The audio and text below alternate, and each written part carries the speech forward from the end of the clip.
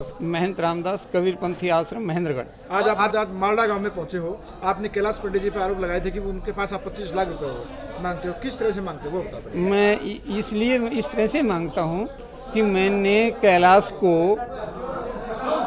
3 किला जमीन उसकी सुनील कुमार सनो महावीर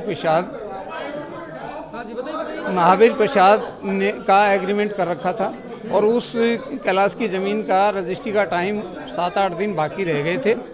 उसमें कैलाश मेरे पास आया, उसने ये कहा कि महाराज जी मेरी मदद करो, मेरी ज़मीन जा रही है तो आप मेरी ज़मीन को बचा दीजिए। मैं कहा भाई मैं ऐसे कैसे कर दूंगा, मैं आप ऐसा करो ठीक है मैं पैसे दे दूंगा लेकिन आप इस ज़मीन का एग्रीमेंट मेरे नाम से कीजिए। तो उन्होंने कहा बोला ठीक है आप पैसे दे दो, आपके नाम एग्रीमेंट कर दूंगा मैं।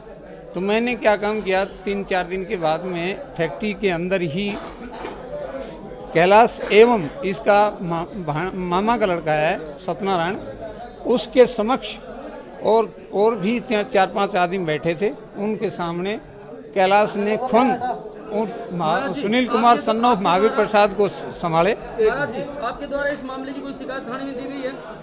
नहीं थाने तक तो वही नहीं, हमें बामी तौर पे हमें आप इसलिए सामने आए क्योंकि ये आरोप लगा नहीं आरोप नहीं है मुझे सुनिएगा पहले। हाँ जी बात को पूरा सुनिएगा पहले, उसके बाद बोलिएगा। इन्होंने आरोप जैसे ही लगाना शुरू किया आप सामने आ गए, इसके पीछे का कारण बताइए मुझे।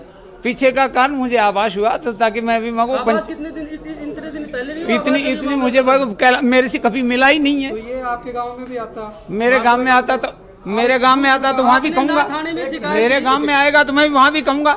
हाँ तो वहाँ गांव में कहना था। देखो तो टीवी है आप थोड़ा नहीं, आपका बयान उस दिन सामने आया महाराज जी, तब इनका बयान सामने आया, उसके बाद आप सामने आए, उससे पहले आप कहाँ थे? मैंने वीडियो वायरल किया था इससे पहले गए। कब 30 तारीख को किया था? ये तारीख का नाम मालूम कितनी तारीख को मैंने दिया था? ऑडियो वायरल हुआ था। 25 लाख रुपए आपके द्वारा इनको दिए गए थे जैसा कि आप बता रहे हैं, उस पैसे का कोई सोर्स आपके पास कहाँ से आया? वो मेरे पास, मैंने मेरी जमीन बेच रखी थी, उसके पैसे आए थे। जो जमीन आपने बेची उसके पैसे आए थे। तो वो हाँ भैया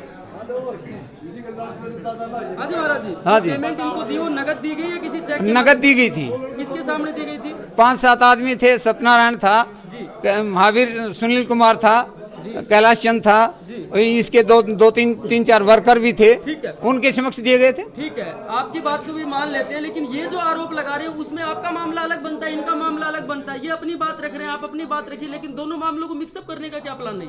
मिक्सअप करने का प्लान मेरा ये नहीं था कि मैं इनके काम में किसी प्रकार की बाधा डालूं। मैं तो सिर्फ बस्ती के सामने भी मैं भी अपनी अर्ज करने के लिए आया था। अब मैं भी बस्ती के सामने अपनी अर्ज रखूं कि साहब ये बात है मेरे साथ, ये अर्ज रख रहे हैं उस प्रकार से आप भी भगवा धारण कर लीजिए। मैं भगवा धारण तो मैंने चोला तो ले ही रखा है।